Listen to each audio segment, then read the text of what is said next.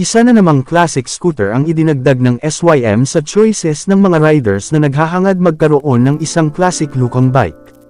At ito ang SYM Tuscany 150. Ang tanong ngayon ay kaya ba nito makipagsabayan sa kanyang mga competitors?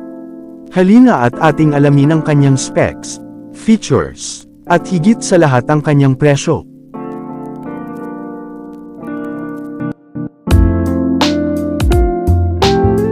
Welcome back sa ating channel, Rad Moto. In this video ay ating tatalakayin kung ano-ano ba ang ni-offer ng SYM Tuscany 150 sa atin. Ang Tuscany 150 ay matagal nang available sa iba't ibang bansa sa Asia. At ngayon, kasabay ng paglabas nila ng Husky 150 na kabilang sa adventure scooter category, ay nilabas na din nila ang Tuscany 150 upang dumagdag sa hanay ng mga 150cc under classic scooter category. Ang makina nito ay mayroong 4 strokes, 149.6cc, 2 valves, single cylinder, single overhead cam, air-cooled, fuel-injected engine, na kayang magbigay ng 11.3 horsepower at 8,000 RPM, and a maximum torque of 11.4 Nm at 5,500 RPM. Meron itong compression ratio na 10.7:1. Bore and stroke na 57.4 by 57.8 mm. At pinapatakbo ito ng CVT automatic transmission. Sa kanyang aesthetics ay di maitatanggi ang pagiging old school looks ng scooter na ito. Ngunit di gaya ng ibang classic scooter na naka-round ang kanilang headlight. Dito sa SYM Tuscany ay naka-hexagonal shape at LED na ang headlight nito. Kakaiba din ang hugis ng kanyang mga signal lights na may pagka-futuristic ang datingan. Sexy din tignan ang kanyang likurang bahagi, syempre with a classic DNA.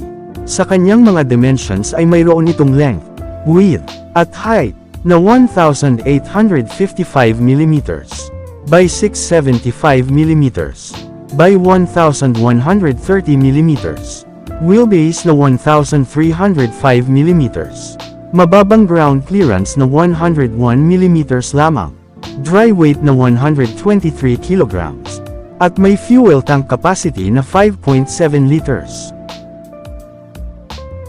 Very convenient din ito dalhin dahil sa kanyang 24-liter na underseat storage kung saan kasya ang isang helmet. Depende sa size, malawak din ang kanyang floorboard kaya marami kang may kakarga kung sakaling namili ka sa palengke o sa grocery. Hindi mo na rin kailangang tumayo kung magpapakarga ka ng gasolina dahil nasa harapang bahagi na ang kanyang fuel tank lid.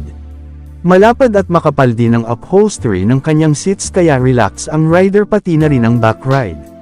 With an upright riding position. Sa kanya namang mga gulong ay mayroon itong tire size na 110/70 with size 12 wheel mag sa harap. At 120/70 R12 sa likod. At pareho na itong naka-tubeless tires. Sa kanya namang mga brakes ay naka-disc brake ito sa harap. At drum brake naman sa likod. Pagdating naman sa kanyang mga features, ito ay naka-full LED lights. Naka-LCD panel na rin ito kung saan makikita ang mga basic information gaya ng clock, fuel gauge, odometer, speedometer, turn signal indicator, at iba pa.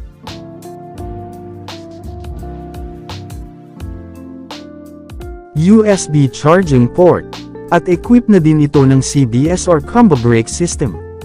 For safety braking. Pagdating naman sa kanyang presyo, as of this video, ito ay nagkakahalaga ngayon ng 126,900 pesos. At available na ang SYM Tuscany 150 nationwide. Bumisita lamang sa pinakamalapit na Mitsukoshi dealer sa inyong lugar. Ano ang opinion mo sa scooter na ito? Mag-comment lamang sa ibaba. Ganun din kung may suggestions ka para lalong ma-improve ang mga susunod na videos na aming ihahain. Maraming salamat po sa panunood at hanggang sa susunod na motorcycle topic na ating pag-uusapan.